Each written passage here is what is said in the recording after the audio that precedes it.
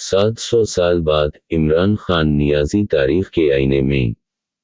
नियाज़ी मुख्तलिफ तारीख़ी हवालों और पख्तून रिवायात से पता चलता है कि नियाज़ी कबाइल का ताल्लुक़ अफ़ग़ानिस्तान के जुनूब मशरिक़ में वाक़े गज़नी के एक गाँव शंगर से है। ये कबीला गुलज़ई कबीले की शाख है जिसका असल नाम नियाज़ई था जो बिगड़ कर नियाज़ी बन गया। नियाज़ई का असल नाम लोडे था जो शाह हसीन गौरी और बीबी मटू का बेटा था। दीगर पठान कबीलों की तरह नियाज़ियों ने भी दरबदरी के तवील अदवार देखे। शंगर में नियाज़ी कभी हुक्मरान हैसियत में न रहे और न ही किसी बड़े मार्के में हिस्सा ले सके। गो की तारीख में उसका जिक्र नहीं मगर रिवायात में है कि शंगर का असल नाम शीन अज़र था जिसका मतलब सफ़ेद पहाड़ है। बाद के अदवार में बारकज़ई कबाइल ने नियाज़ियों को शनगर या फिर शीन गुर से मार भगा या तो नियाज़ी गज़नी और कनदहार के इलाकों में जा बसे। नियाज़ियों ने तरक जर्नलों से अच्छे रवाबित कायम किए और सुल्तान महमूद गरनवे की फ़ौज में भर्ती होने लगे। सुल्तानी दौर में नियाज़ी किसी बड़ी जागीर या हदबड़िए पर फाइज ना हो सके मगर मुख्तलिफ जंगों में बहादुरी और दलीरी से लड़े। सुल्तान महमूद तरीनों की निस्बत नियाज़ियों पर ज़्यादा इतिमाद करता और इन्हें फ्रंट लाइन पर लड़ाने की तरगीब देता था। सुल्तानी अहद में तरीन कबाइल इंतज़ामी उमूर चलाते थे और हमेशा ज़ख़ीरा रिज़र्व फ़ौज का हिस्सा होते थे। यही वजह है कि तरीनों ने कभी दरियाए सिंध अबूर नहीं किया मगर बाद के अदवार में वो दरियाए सिंध के मशरक़ी किनारों पर आबाद हुए। सुल्तानी अहद के बाद नियाज़ियों ने जलाल अल-दीन ख़ारज़म शाह का साथ दिया और हिलाको खान के खिलाफ कई मुहाज़ों पर बेजिगरिए से लड़े। ख़्वारज़म शाह को शिकस्त हुई तो नियाज़ी फ़ौजी दस्ते अफ़ग़ानिस्तान के मुख्तलिफ इलाक़ों में बखर गए और मुद्दत तक किसी एक मकाम पर इकट्ठे न हो सके। 1221 में जलाल अल-दीन की फ़ौज का बड़ा हिस्सा नियाज़ ये लश्करों पर मुश्तमिल था जिन्होंने तातारियों का डटकर मुकाबला किया। 14वीं सदी में नियाज़ ये तैमूर की फ़ौज का हिस्सा बने और पहली बार इन्हें इज़्ज़त का बड़ा मकाम मिला। मुल्क हबीब खान नियाज़ी पहला नियाज़ी चीफ था जिसकी हैसियत जर्नेल के बराबर थी। 15वीं सदी में नियाज़ियों ने गुलज़ई के इलाक़ों में हुक्मरान हैसियत इख्तियार की मगर जल्द ही इन्हें तरक सुकूनत करके दीगर इलाक़ों का रुख करना पड़ा। 15वीं सदी में ही वो टानिक, ईसा खील और टल के इलाक़ों में आबाद हुए। 1452 में सुल्तान बहलूल लोधी ने को सलमान के दोनों अतराफ बसने वाले पठान कबीलों को सलातीन शर्क़ी जूनपुर के खिलाफ लड़ने की दावत दी तो दीगर पठान कबीलों के हमदोश नियाज़ी भी मैदान जंग में आए। लोधी सुल्तान के दावे के मुताबिक नियाज़ियों को ना तो कोई बड़ी जागीर अता की और ना ही कोई बड़ा ओहदा दिया। 1480 में नियाज़ियों पर फिर बुरा वक्त आया जब मरूद कबाइल ने नियाज़ियों को बनु लकी और टानिक के इलाक़ों से मार भगाया मगर जल्द ही नियाज़ी सरदारों ने इन इलाक़ों पर अपना असर व रसूख़ कायम कर लिया। मरूद, नियाज़ी और दीगर कबाइल के दरमियान अमन का मुआहदा तय पाया और नियाज़ी कबाइल अपने खाली करदा इलाक़ों में आबाद हो गए। 1505 में बाबर लकी और ईसा खील के इलाक़ों से गुज़र अलिफ जिसकी तफसील तज़क बाबरी में मौजूद है। बाज़ मुसन्निफ़ीन ने लिखा है कि ईसा खील का नाम हैबत खान नियाज़ी के बड़े भाई ईसा खान नियाज़ी के नाम पर रखा गया जो शीर शाह सूरी और इस्लाम शाह सूरी का मुतबिर दरबारी था मगर ये बात दुरुस्त नहीं।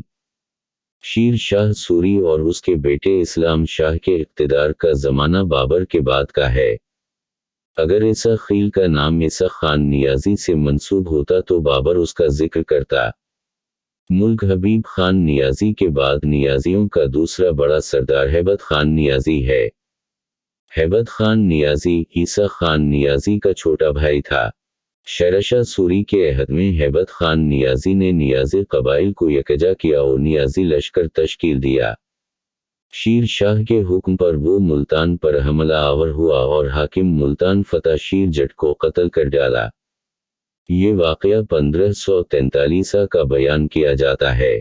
दूसरा तारीख़ी बयान है कि शीर शाह ने उसे 1541 में पंजाब का गवर्नर मुकर्रर किया और सिंध, मुल्तान और कश्मीर फ़तह करने का हुक्म दिया। ملتان اور ملحقہ سندھ کے علاقہ جات فتح کرنے پر ہیبت خان نیازی کو اعظم ہمایوں کے خطاب سے نوازا گیا۔ شیر شاہ نے اسے 40,000 کا لشکر بھرتی کرنے کے علاوہ وسیع جاگیر اور شاہی خیمہ نصب کرنے کی اجازت دی۔ سلاطین افغانیہ کا مصنف احمد یادگار لکھتا ہے کہ بلبن نے سرکش افغانوں کو ہندوستان میں بسانا شروع کیا تو افغان پٹھانوں کو سلیمان سے باہر کے علاقوں اور میدانوں میں بسنے کی عادت ہو گئی۔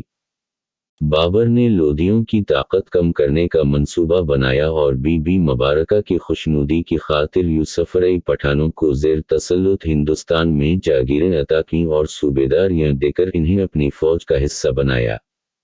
لودھی دور میں گلزئی قبیلے کے سروانی اور لوہانی پٹھان ہندوستان آئے جو بہار اور بنگال جا کر آباد ہوئے۔ شیر شاہ کے دور میں فارمولی بھی آئے مگر تعداد انتہائی کم تھی۔ لودھیوں کے لیے افغانی پٹھان درد سر بن گئے۔ ان کے آپسی اختلافات اور بغاوتوں میں حصہ داری حکمرانوں کے لیے عذاب سے کم نہ تھی۔ عباس مخزن میں لکھتا ہے کہ شیر شاہ سے پہلے اسخیل گلزئی کے علاوہ کوئی پٹھان قبیلہ پنجاب میں آباد نہ ہوا۔ ہیبت خان ملتان کی فتح کے بعد طویل عرصہ تک پنجاب میں ہی مصروف عمل رہا۔ رائے سین کے قلعے کے محاصرے کے دوران شیر شاہ نے ہیبت خان کو بھی طلب کیا۔ رائے سین کے قتل عام میں ہیبت خان نیازی نے اہم کردار ادا کیا اور پورن مل کو اس کے خاندان سمیت قتل کیا۔ ہسٹری آف انڈیا کا مصنف ایلفنسٹن لکھتا ہے کہ ہیبت خان نیازی بدہی اور صفاقی میں شیر شاہ سوری سے بھی 2 قدم آگے تھا۔ مخزن کا مصنف عباس نعمت اللہ اور تاریخ سلاطین افغانیہ کا مصنف احمد یادگار اسے درست قدم قرار دیتے ہیں۔ وہ لکھتے ہیں کہ شیر شاہ اور ہیبت خان نیازی نے شیخ سید رفاع الدین کے فتوے کے مطابق پورن مل کا قتل کیا اور اسلام کا نام روشن کیا۔ دیگر مصنفین نے لکھا ہے کہ قیدیوں کا قتل اسلام میں درست نہیں اور نہ ہی اللہ اور اس کا رسول اس کی اجازت دیتے ہیں۔ جادو ناتھ سرکار اور پروفیسر ڈی سی سرکار کے مطابق خاص خان نہیں چاہتا تھا کہ ہیبت خان نیازی کو پنجاب، ملتان اور سندھ کے شمالی علاقوں کا گورنر مقرر کیا جائے اور اسے اعظم ہمایوں کا خطاب دیا جائے۔ شیر شاہ نے اس کشمکش کو سنجیدگی سے ختم کیا اور خاص خان کو مفتوحہ علاقوں سے واپس بلا لیا۔ قلعہ رائے سین کے واقعہ کے بعد ہیبت خان نیازی منظر سے ہٹ گیا اور کسی بڑے معرکے میں اس کا نام نہ آیا۔ شیر شاہ کی فتوحات کا رخ جنوب مشرقی ہندوستان کی طرف ہوا تو نیازیوں کی جگہ برمازی گور کا نام سامنے آیا۔ 1857 کی جنگ آزادی میں بھی گوڑی گور ہندو راجپوتوں نے بھرپور حصہ لیا مگر نیازیوں کی شمولیت کے آثار نہیں۔ گوڑ ہندو تھے مگر شیر شاہ کی حمایت میں لڑے۔ ہیبت خان نیازی لاہور تک محدود رہا اور پنجاب کا نظام اچھے طریقے سے چلاتا رہا۔ 1545 میں 5 سالہ حکمرانی کے بعد شیر شاہ سوری کا کالنجر کے مقام پر انتقال ہوا تو اس کے بیٹوں عادل شاہ اور جلال شاہ کے درمیان اقتدار کی جنگ شروع ہو گئی۔ جلال شاہ نے کالنجر میں ہی تاج شاہی پہن لیا جبکہ اس کے باپ کی لاش ایک خیمے میں رکھی ہوئی تھی۔ جلال شاہ نے اسلام شاہ کا لقب اختیار کیا اور شیر شاہ کو امانتاً کالنجر میں دفنا دیا۔ بعد میں اسے سہسرام کے مقبرے میں منتقل کیا گیا اور یہ کام رازداری سے کیا گیا۔ اسلام شاہ انتہائی مکار اور خونخوار حکمران تھا۔ اس نے بڑے بھائی عادل شاہ سوری کو ذرہ بھر اہمیت نہ دی تو شیر شاہ کے اہم جرنیل اور اتحادیہ قبائل ذہنی کشمکش میں مبتلا ہو گئے۔ شیر شاہ نے اودھ کے فارمولی پٹھانوں اور شمال مغربی پنجاب اور ملحقہ علاقوں کے نیازیوں کو ہمیشہ خوش رکھنے کی کوشش کی چونکہ دونوں قبیلے اس کی جنگی ضرورتوں کے لیے اہمیت کے حامل تھے۔ جلال شاہ سوری، اسلام شاہ، نے بادشاہت کا اعلان کیا تو پٹھان سرداروں اور دیگر قبیلوں کے جرنیلوں نے شیر شاہ کی سلطنت کو خون ریزی سے بچانے کی تدبیر کی تاکہ دونوں بھائیوں، عادل شاہ اور جلال عام شاہ، میں صلح ہو جائے۔ इस्लाम शाह की हठ धर्मी और खूनखारी को देखते हुए सरदारों ने आदिल शाह को सुलह पर मजबूर किया कि वो रवा से कालंजर आकर छोटे भाई की ताजपोशी में शिरकत करे ताकि अमरा और फौज के दिलों से बगावत और खाना जंगी का खौफ दूर हो जाए। जोधपुर के हाकिम खास खान, हर मार अलिफ के जलाल खान बन जालवास राय, नागौर के ईसा खान नियाजी, अजमेर के बरमाजीत गौर, तख्त व ताज के असल हकदार आदिल शाह को हुक्मरान बनाना चाहते थे, मगर इन्हें मालूम हुआ कि पंजाब के हैबत खान नियाजी और दीगर ने इस्लाम शाह की हिमायत का ऐलान कर दिया है तो सबने अमन की खातिर खामोशी इख्तियार कर ली। सुलह के बावजूद इस्लाम शाह ने आदिल शाह को कत्ल करने का मंसूबा बनाया तो आदिल शाह रूपोश हो गया। बदअहदी और बेवफाई पर खास खान और ईसा खान नियाजी ने बगावत की और फतेहपुर सेक्री पर हमला आवर हुए। इस्लाम शाह ने भागकर जान बचाई और चनार के किले में पनाह हासिल की। ये तय पाया कि जब आदिल शाह की फौज आगरा के करीब पहुंचे तो सारे कबायली सरदार इस्लाम शाह का साथ छोड़ देने गए।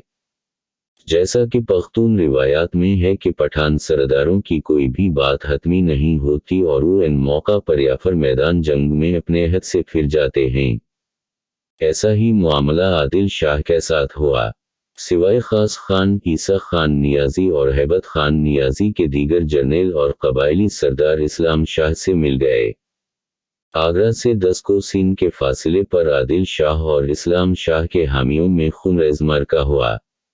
दिन भर लड़ाई जारी रही और दोनों अतराफ से डटकर मुकाबला किया गया। खास खान और नियाजी लश्कर ने इस्लाम शाह का जमकर मुकाबला किया मगर रात की तारीकी में आदिल शाह का लश्कर मैदान जंग से तत्तर-बत्तर हो गया।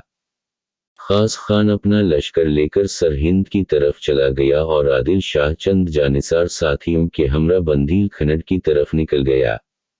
ईसा खान नियाजी पहले मेवात गया और फिर अपना रास्ता साफ करता हुआ सरहंद आकर खास खान से मिल गया। हैबत खान नियाजी ने पंजाब से कुमक मंगवाई और अनबाला के नज़दीक इस्लाम शाह से फैसला किन लड़ाई का मंसूबा तैयार किया। उसी असना में खास खान और ईसा खान नियाजी भी हैबत खान से मिल गए और एक बड़ी फौज की कमान हैबत खान के सिपरदाल की। हैबत खान और ईसा खान की नीयत में फतूर आ गया और इन्होंने आदिल शाह की हुक्मरानी बहाल करने की बजाय अपनी हुकूमत कायम करने का खुफिया मंसूबा तैयार कर लिया। अनबाला की लड़ाई में इस्लाम शाह को शदीद नुकसान हुआ। खास खान का लश्कर बेजगरी से लड़ा और नियाजी लश्कर को मुकम्मल तबाही से बचा लिया। इस्लाम शाह ने अपना लश्कर मैदान से हटा लिया और अनबाला से 20 कोस के फासले पर खैमाजन हो गया। उसी दौरान खास खान को नियाजियों की नीयत का पता चल गया। खास खान बहादुर जर्नेल और दरवेश सिफत इंसान था।